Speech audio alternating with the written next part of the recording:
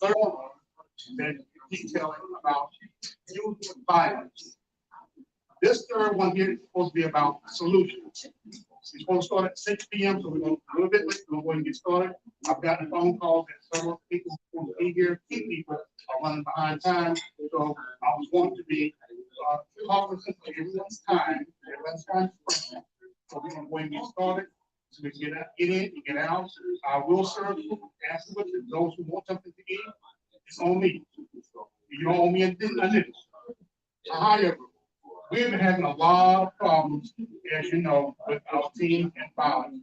Not just only in Clayton County, but in 14 County, DeKalb County, and it goes on and on and on. And so we have to come about solutions to reel our children in, get them out of the hands of crime, drugs, and death. And how do we do that? By bringing about solutions, by collaborating with one another, by dealing with those who specialize in certain fields, who can bring about change to our youth. And so I've asked Mr. Drew, who's also a candidate for District 75, to be our moderator, to step in, to bring us up to speed from our last meeting. And he's going to tell us what happened and where we're going to go from there. Mr. Drew. Yes, thank you everyone again for coming out even on this wet evening, because you understand the importance of what we're doing here. And we even have a World War II vet with us. Thank you.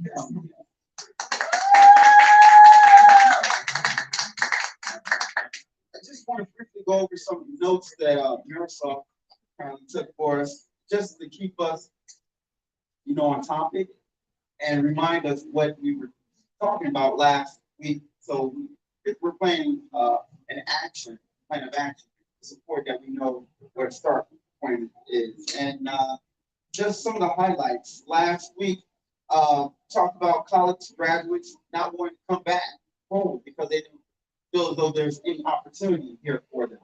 So they grow up and leave. And that's something that we want to change. We want to develop and retain our talent. So that's some of the partners that we're going to be collaborating with. And some are in this room this evening. Also, mentorships for the team and teach them life skills. Again, we've been out in the community because we've heard from our youth, and we've been asking some of the nonprofits who work in certain industries to come this evening and share with us what they do and the best way to connect with our youth. Another topic of discussion was single parents needing help, wanting to see more men as mentors. And we certainly have men in the community willing to step up. And so that's something that we can talk about as well, the best way of connecting our men to our youth.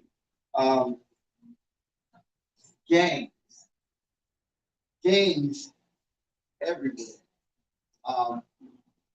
And I want to make sure we keep create an environment for those our young people in the room to feel as though it's a safe space for them to communicate their chief concerns. Because we definitely want to hear what they are, and here are some of their solutions to solving the issue of youth violence. And the youth that's in the room, please feel free to chime in and let us know. Also, we discussed the LGBTQ plus community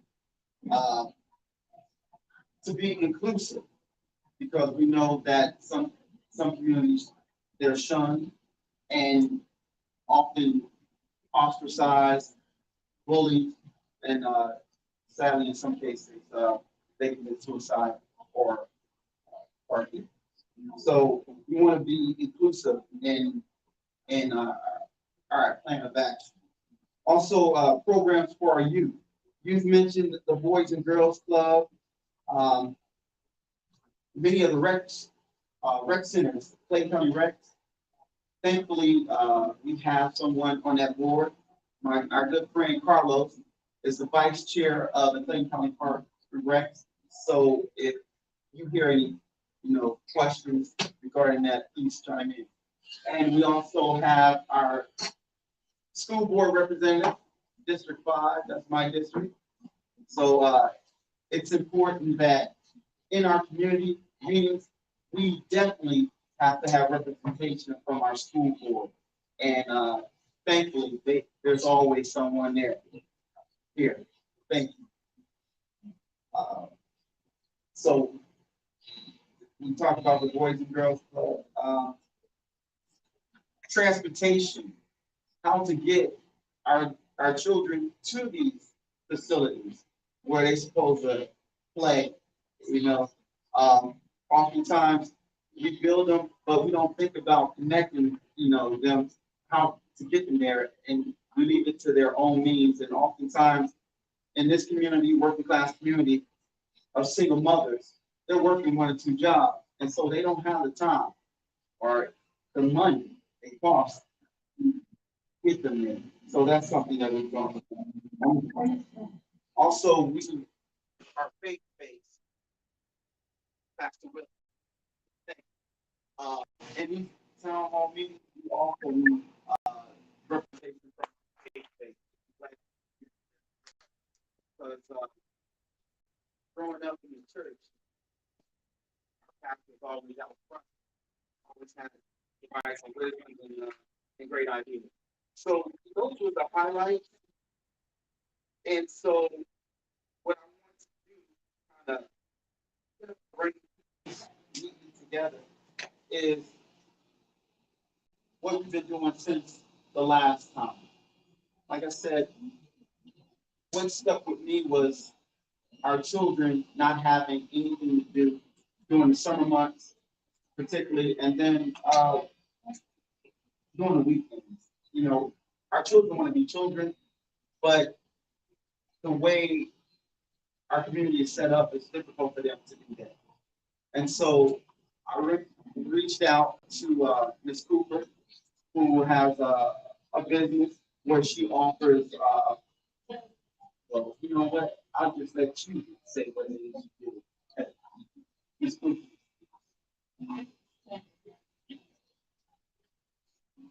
Hello, everyone. Hello. My name is Rosita Cooper. I'm originally from Mississippi, but now reside in Atlanta, Georgia. I came here for music, but I ended up a radio host and a television producer.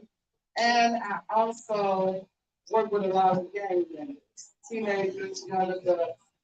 And a lot of them is in their late 20s now and still call me to check on me. You know, what I do is I find by me being in entertainment, music, and sports, that's what I grew up in. And my dad was the neighborhood dad that I basically used his strategy, you know, to reach the kids and stuff because my dad also did music and played sports. My dad also did music and played sports and stuff, so he related to all of the kids in the neighborhood. So he would be singing with us, playing basketball and all of that. So that's what I do. I find out the kids' talents and put them. I deal with a lot of celebrities and stuff, and it doesn't have to be a celebrity, but somebody within that same field of their interest. And I link them together and basically help them to follow their dreams. Give them something to do that will keep them productive, to keep them off of the streets. Because a lot of them has a lot of major talent and want to do things, but doesn't have the resources to get there to where they want to be or to meet who they want to meet.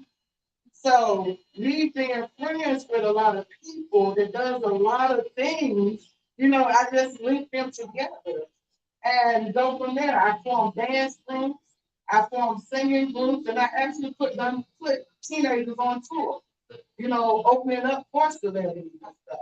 And, you know, they love it.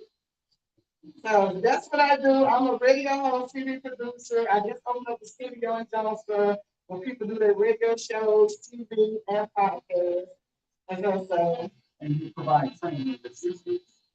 Yes, media training for those who are trying to do podcasts. But I know a lot of people get into the podcast now. So I'm actually training them the same way that we got trained in people to do podcasts. You know, so I got everything at the radio station and the TV station. plus more. You know, so. Yeah, if you can share your information, email, website, as you're speaking, or we can log on this thing. Okay, well, you can follow me on social media at Rosita Cooper, ROSITA COOPER. And that's Rosita on everything, Rosita Cooper. LinkedIn, Facebook, I think Twitter is Miss Sip, MCC, SSIC. So I'm from Mississippi, so they call me Miss Sip. At 1100 AM radio station, on the radio house, but I haven't been there because I've been focusing on the studio up there, and I want to help kids. I actually want to start classes where I'm teaching the kids media. I'm trying to find a bigger building, so because I want to put on full production. I want to teach them how to be the stage manager, teach them how to be, the director and the lead actress and the singer and working the soundboard. I want to teach them all that. So putting on whole productions with the kids. Thank you. And see, our children are looking for something to do. If you can remember when we were children, every summer, there was a camp that we could go to. And our parents looked forward to that because it was a break for them and it was a break for us. We had camps where you could go for several weeks and you experience nature, and that's what I'm trying to see if we can get back to as a community. We have so many talented folks here, so many nonprofits who have, who can provide the resource. It's just connecting all of us together. And that's what we need to do a better job of. And so during the summer, our children should be able to go to these camps, learn how to be a producer. There's some camps who are into robotics or other technology. Or we have entrepreneur programs, those who want to recognize their skill set, their talent, and want to create their own business. I mean, our children should not want for anything. We should be able to provide that. And so I think that's something that we are able to provide. And it's something that maybe we can't do this summer. Well, I don't see why we can't do it this summer. It's not something. Yeah, we can. We will do it this summer. We just need to be serious about it and tap into those philanthropic organizations and companies. And as I'm standing here speaking, I'm thinking about how they can invest in the community. I'm thinking as we drive down 75, you see that lift, that big building say lift? I'm saying, how can we get them to help our kids go to these rec centers and other places? Maybe they can give $200 a month, where our children on the phone could call up a lift and go to the rec center, something like that. Yeah, we can do that. We can do that. I'm thinking it, so it's something. We just need to be serious about it. One more person I'd like to come up, and he doesn't know, but he inspires me. Like many of us growing up, we didn't always make the right decision. And some was impressionable, and some just wanted to do things their way. And my friend Carlos from Chicago, who's an OG. I mean, OG going to jail. OG hanging out with the bad boys. OG with the gang. And I just, if you would, man, just 2-3 minutes, just share your life experience and how you turn yourself around. Because this brother right here is now the vice chair. All his bad doings when he was younger, he's our vice chair of the Clayton County Rec, Parks and Rec. is a problem. Yes, my name is Carlos Gary. I'm originally from Chicago. As you said, I have a nonprofit called CUSO's Curriculum Unknown Civic Organization. What we do. I got another. Oh.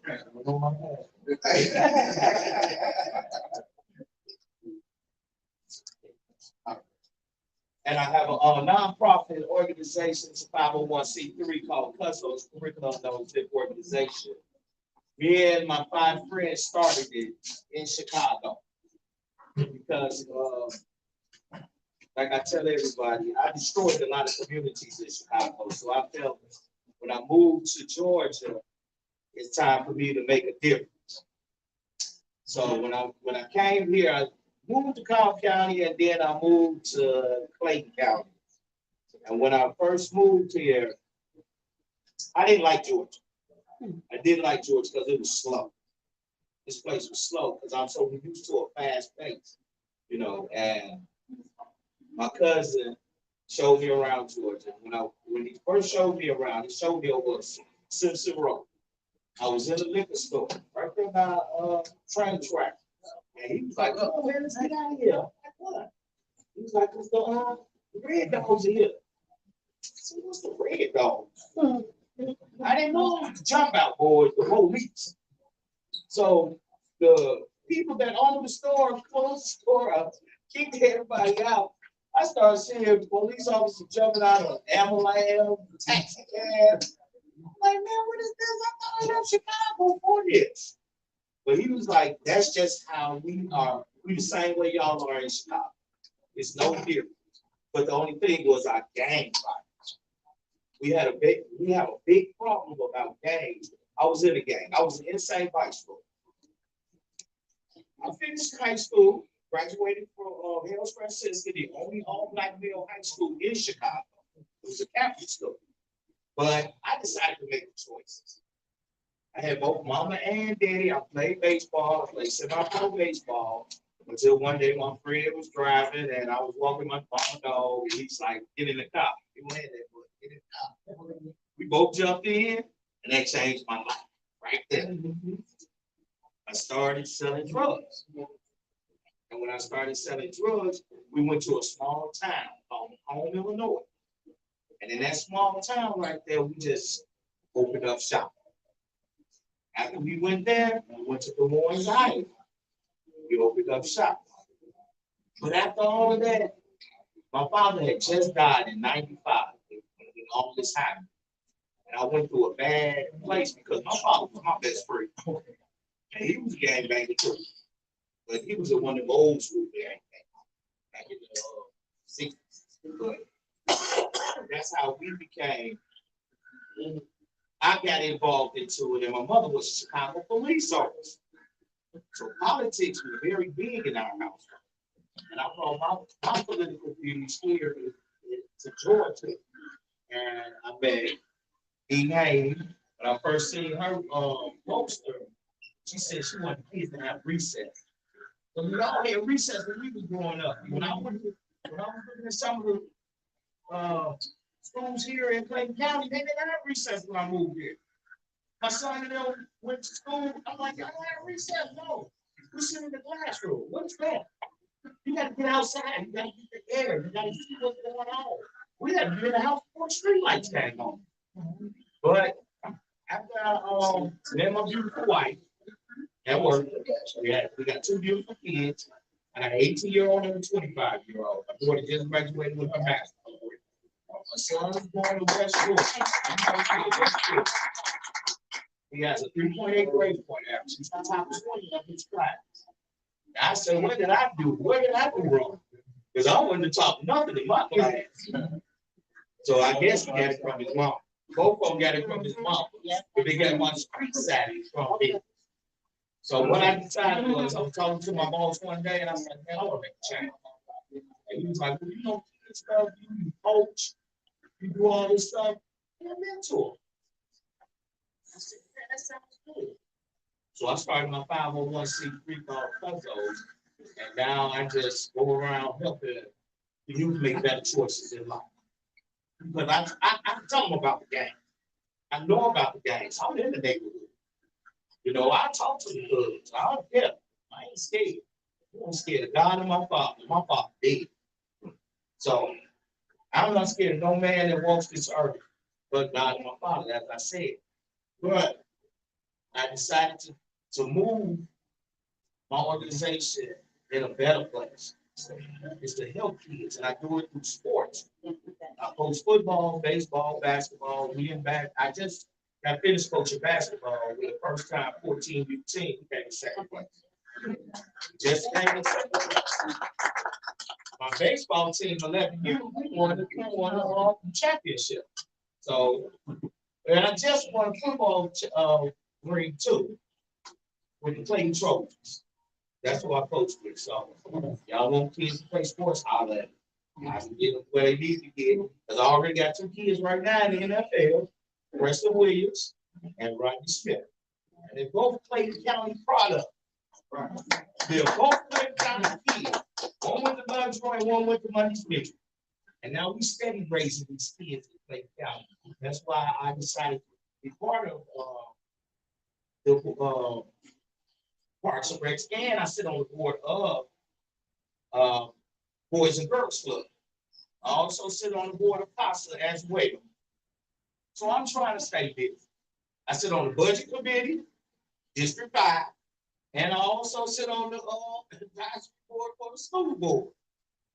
So my thing is, and I'm the lead custodian at West Clayton Elementary School. My thing is to help these kids, because it takes a village.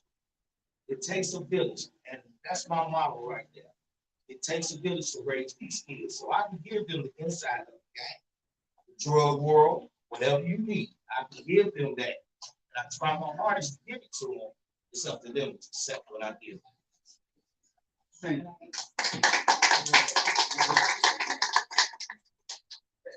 All right. Oh. You know, I call them friends. And I think we all do. Those we know we can count on for certain situations. And that's what today. And I think it's important because not just because it's election season, but I think there's some kind of disconnect.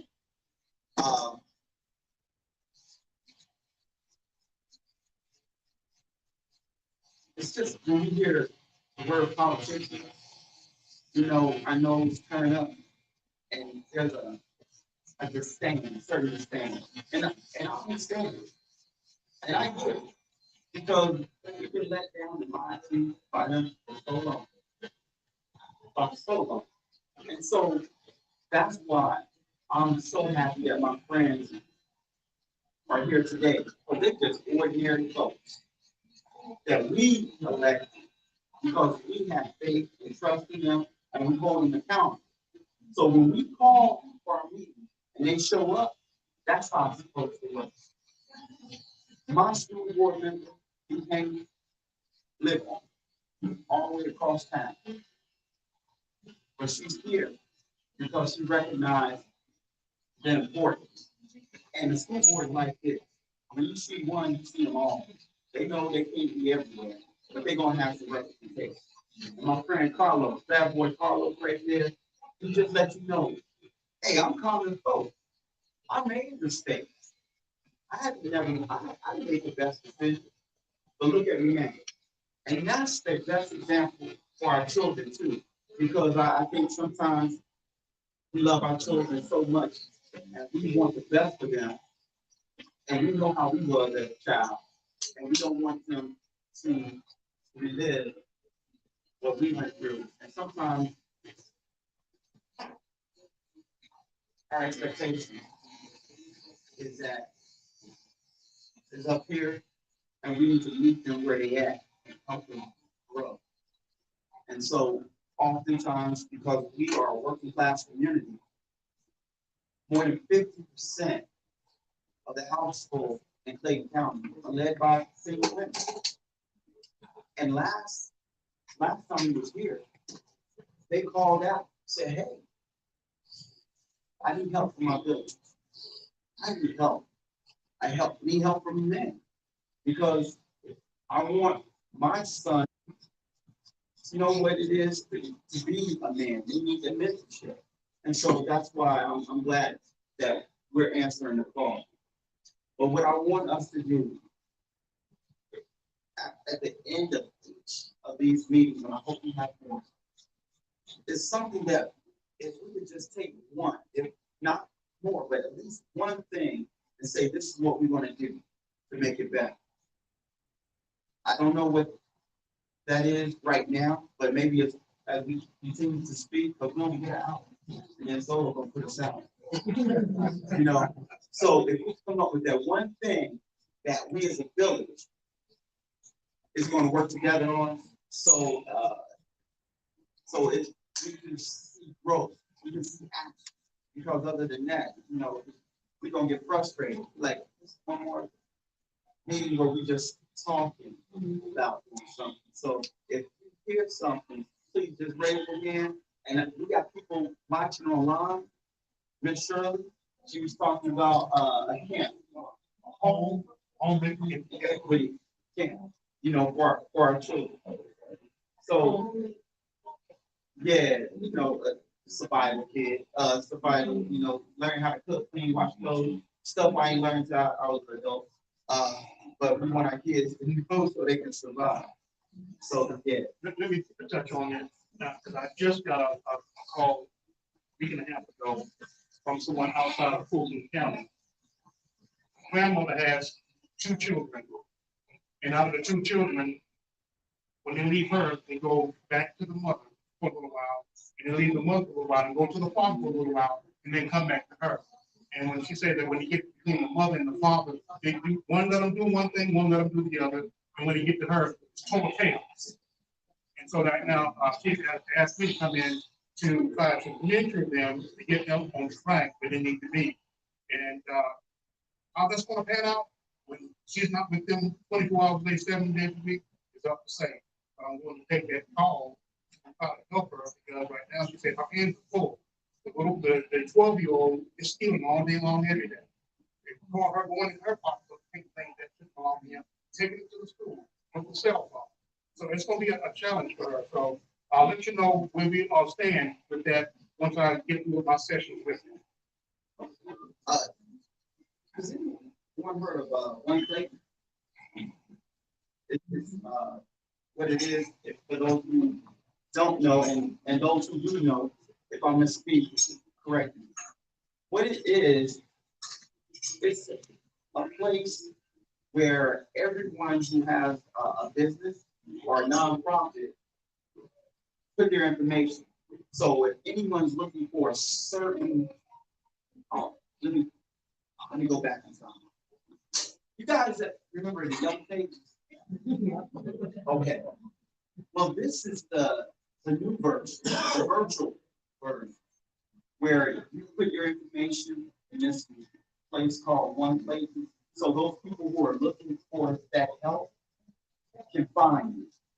I think that'd be a great resource for us because we're starting to recognize we have everything that we need right here today. But just not everybody knows about it. And so we need to find that one place where we can go to and be able to so if you're not a part of One Place, find out how to be a part of One Place.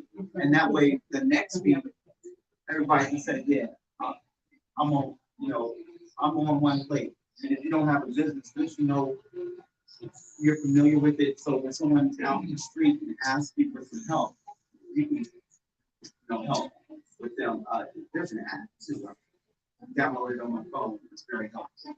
So maybe that's something, that's one thing that we can do, and that'll show some growth because we are aware of it and connect.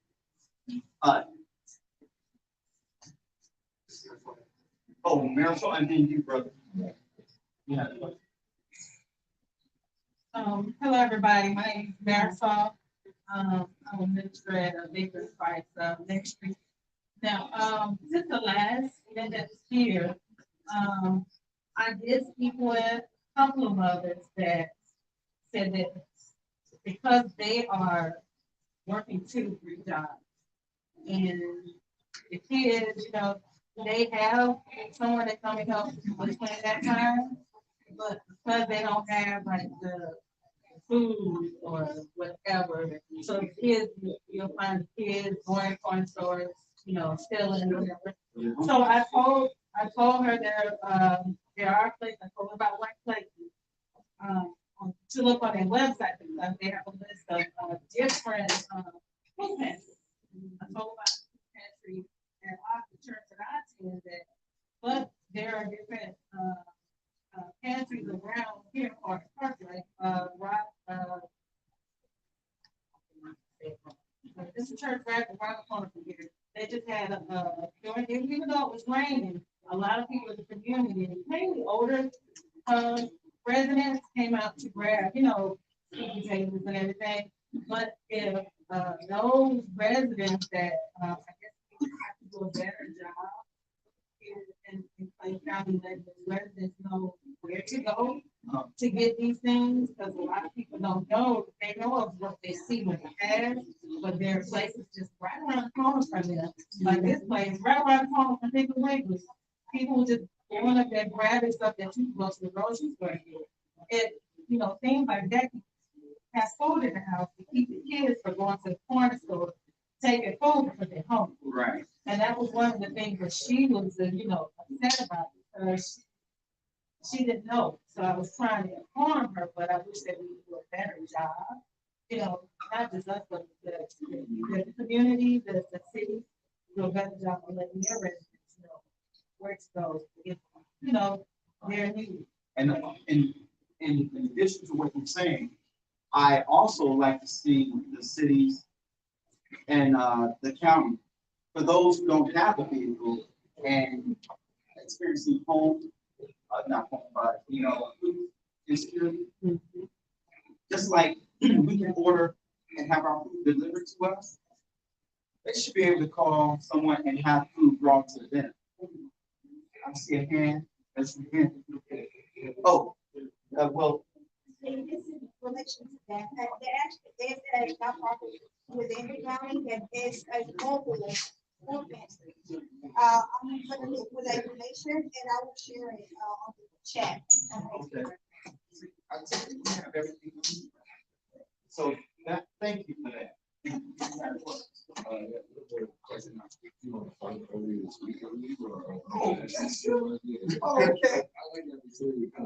Yeah, come on up. There. Hey, thank you for coming. I'm somewhat of a social entrepreneur, and you guys have see that each one of you is trying to find a way to protect. I think it's pretty much there. This guy has access to some children. He has access to some children. She has access to space. She has access to media. I think that if what you want bigger, then just build a lot of food. The reason why people make this debate about the places that you have is because they're not on social media. Utilize those platforms are used to be able to make a positive message. As you said, you have to read to the so our cities, so a lot of those things if you give them the skills of it's possible for us as parents and being leaders to try to actually even make it a way to lead. And not try to lead them based on what we believe leadership, like I think you say, what we believe leadership is. Not our ideologies of advocating don't reach as far as like because we're not connecting in that digital form, or we're not connecting in that influence. Tomorrow I have a young influence you can see all coming over to argument events where I work with a few artists, I make artists, and I work with nonprofits and also business. I help to fund those nonprofits. Having these conversations are very necessary, but solutions are needed. So, when you read the conversations like this, it's better that one, coming to the point. I thought my mentorship is very important, not just as, you, but this guy helps me say, reporting in a couple of days. So, and the things that we over are very, very down. So, give you some prime examples in this community, a lot of what they're doing is sitting inside of a barbershop here. This gentleman here, I hope we can get to see so yeah, that's my mentor right there. This is Pastor Mike right here. He's gonna tell you all about himself, what he does. He also teaches martial arts. So this is something that's very much needed and necessary. So for me, I was a former salon owner. Inside of my salon, where I did we taught young women between the age of 12. We have a baby graders program that teaches from 8 to 12 just how to break. And that's cornrows, stick braids, whatever braid you think of. At the elder ages of 13 to 17, we teach them how to do sewing, protective styles, doing sewing.